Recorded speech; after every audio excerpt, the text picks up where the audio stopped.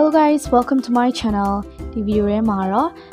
အရန်ကိုနာမည်ကြီးခဲ့တယ်ပေါ့နော် Friends လို့ခေါ်တဲ့ TV series လေးကိုကြည့်ပြီးတော့အင်္ဂလိပ်စာအတူတူလေ့လာပါမယ် Let's go.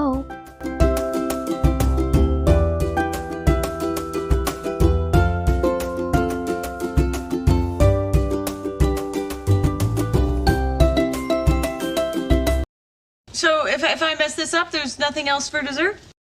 So if I mess this up, there's nothing else for dessert?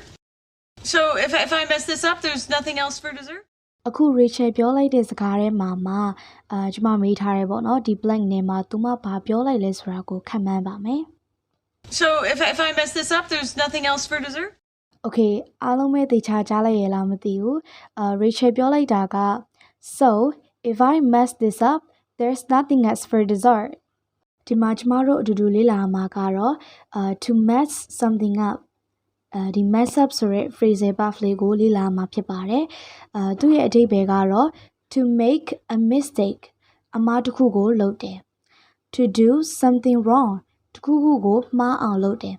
ဒါကလည်းတနည်းပြောရရင်တော့အမှားလုပ်တာပဲပေါ့နော်နောက်တစ်ခုကတော့ to ruin something တစုံတစ်ခုကိုပျက်စီးစေတယ်ပျက်စီးသွားအောင်လုပ်တယ်ဖျက်ဆီးလိုက်တယ်ပေါ့နော် Okay ဆိုတော့ဒီအဓိပ္ပာယ်ကလည်းတစ်ခုခုကိုပျက်စီးစေရဆိုတာကလည်းအမှားလုပ်မိလို့ပျက်စီးသွားတာပေါ့နော်ဆိုတော့ဒီအဓိပ္ပာယ်၃ခုလုံးကတစ်ခုနဲ့တစ်ခုတော့ချိတ်ဆက်နေပေါ့ဒီ mess up ဆိုတဲ့ phrasal verb လေးကိုဥပမာစာကြောင်းအနေနဲ့အတူတူလေ့လာကြည့်ပါမယ်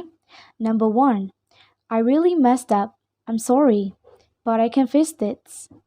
I really messed up. ငါတကယ်ကိုအမှားလုပ်ခဲ့တယ်I'm sorry ငါတောင်းပန်ပါတယ် but ဒါပေမဲ့ I can fix this ငါဒါကိုပြန်ပြင်ပေးနိုင်တယ်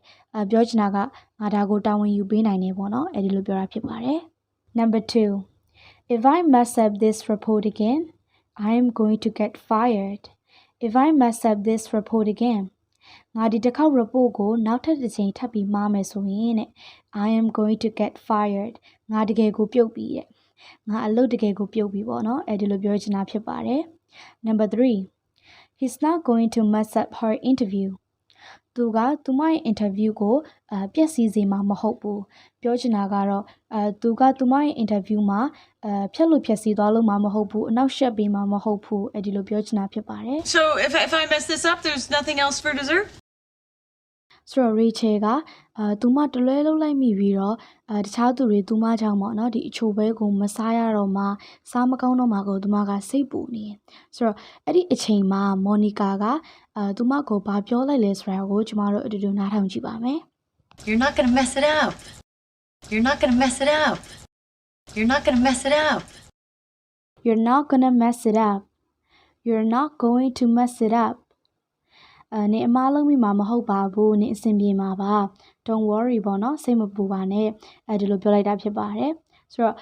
ဒီ phrase လေးကိုကျမတို့ရဲ့ daily life မှာလည်းပြန်လည်ပြီးတော့အသုံးချလို့ရပါတယ်ဥပမာကိုယ့်ရဲ့တငယ်ချင်းတယောက်ကpresentation လုပ်ရမယ်ပေါ့နော်ဒါပေမဲ့သူမက presentation မလုပ်ခင်အရင်စိတ်ပူနေတယ်သူမအမားလုံးမိမှာကိုကြောက်နေတယ်ဒီလိုအခြေအနေမျိုးမှာဆိုလို့ရှိရင်ကျမတို့က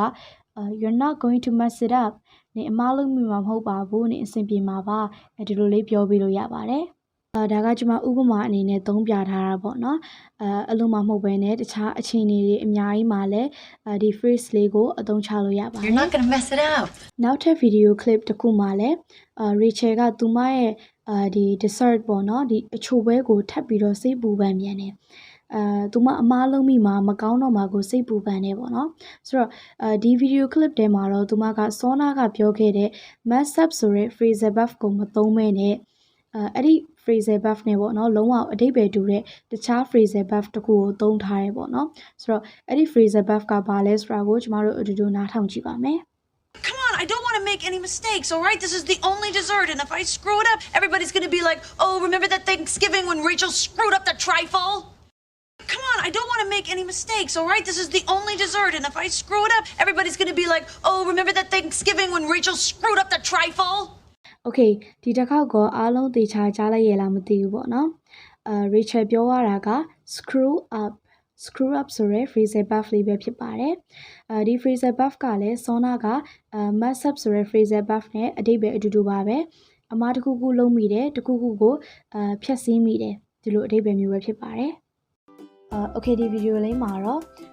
အဓိပ္ပာယ်တူတဲ့phrasal verb နှစ်ခုရဲ့နောက်ပြီးတော့ကျမတို့ daily life မှာပြန်ပြီးတော့အသုံးချလို့ရမယ်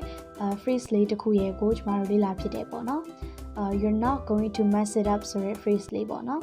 Okay ဆိုတော့ဒီ video လေးကတော့ဒီလောက်ပါပဲနောက်နေ့ဒီမှာလည်းဒီလို TV series တွေကြည့်ပြီးတော့အင်္ဂလိပ်စာလေ့လာလို့ရမယ့် video တွေအများကြီးကိုမျှဝေပေးသွားမှာဖြစ်တဲ့အတွက်ကျမတို့ channel လေးကို subscribe နှိပ်ခဲ့ပြီးတော့ဘေးက notification bell လေးကိုလည်းနှိပ်ခဲ့ပြီးဖို့မေတ္တာရပ်ခံချင်ပါတယ် Bye I'll see you guys in the next one